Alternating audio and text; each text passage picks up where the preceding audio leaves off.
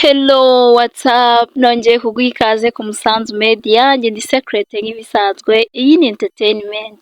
Banza ukore subscribe niba utarayikora, ukande ku kazogera kugira ngo ujye ubona notification zacu buri uko twa uploadinze, ukande like, unyereke ko turi kumwe gatanu kuri gatanu. Niba ufite igitekerezo cyangwa inyunganizi, wandike hano hasi muri comment, ubundi tujye dukomezanya. Umuririmbyi w'indirimbo zo kuramya no guhimbaza Imana, Ishimwe Vestine, yasabwe anakobwa n'umukunzi we Idrissa Jean Luc Odrayago mu birori binogeye ijisho ndetse anasezerana imbere y'Imana. Ni mu birori byabaye kuri uyu wa gatandatu Nyakanga tariki ya 5/2025 mu Ntare Conference Arena iherereye i Rusororo mu mujyi wa Kigali. Byahuje inshuti, abavandimwe, ibyamamare, abo mu miryango y'aba bombi n'abandi batandukanye.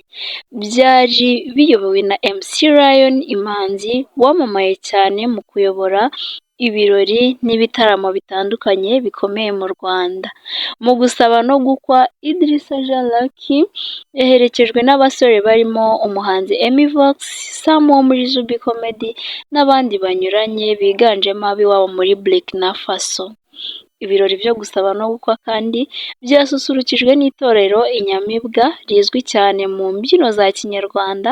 Ku mpande zombi bahanye impano, ariko kandi Ishimwe Vestine wongeye izina rya Odrayago mu mazina ye yahaye impano yihariye Murindahabi Irene nk'umujyanama we na murumuna we Kamikazi Dorcas.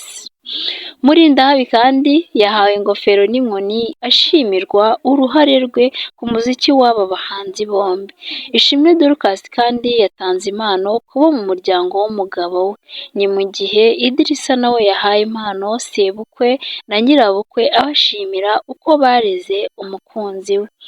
Ishimwe Vestine kandi yahaye impano Chris Easy wabakoreye indirimbo nyinshi mu buryo bw'amashusho, Niyo Bosco wabandikiye indirimbo nyinshi, Producer Santana Sass wakoze indirimbo nyinshi zabo mu buryo bw'amajwi ndetse n'abandi benshi.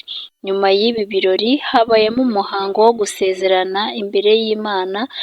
Aba bombi barushinze nyuma y'aho Ishimwe Vestine tariki ya 22 Kamena 2025 yari yakorewe ibirori byo gusezera ku bukumi abenshi bazi nka Bride Shower. Yakoze ibi birori mu gihe ku wa 15 Mutarama mu buryo bwatunguranye benshi yasezeranye imbere y'amategeko n'uyu musore Idrissa mu muhango wabereye mu murenge wa Kinyinya mu karere ka Gasabo. Ngaye nguko rero, niba utarakurikiranye ubukwe bwa Vestine bukaba bwaragucitse, bukurikira hano twagushyiraho amafoto menshi agiye atandukanye, ukomeze kuryoherwa. Njye ni Secret nk'ibisanzwe, reka tuzasubire ubutaha. Ciao ciao.